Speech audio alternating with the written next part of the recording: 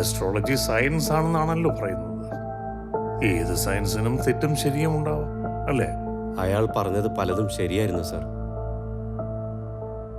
മരണം സംഭവിക്കുന്നതിനുള്ള കാരണം മുൻകൂട്ടി അറിയാൻ കഴിഞ്ഞാൽ ഒരു പരിധിവരെ നമ്മുടെ ഡോക്ടേഴ്സിന് നമ്മളെ സഹായിക്കാൻ കഴിയും.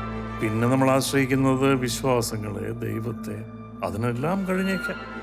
ബിയോണ്ട് ദാറ്റ് പ്രകൃതി അങ്ങനെ എല്ലാ കാര്യങ്ങളും അതിൻ്റെ കാരണങ്ങളും കണ്ടുപിടിക്കാനോ മനസ്സിലാക്കാനോ മനുഷ്യനെ അനുവദിക്കാറില്ല. അത് സയൻസും സമ്മതിക്കുന്നുണ്ട്. It's a law, second law of thermodynamics.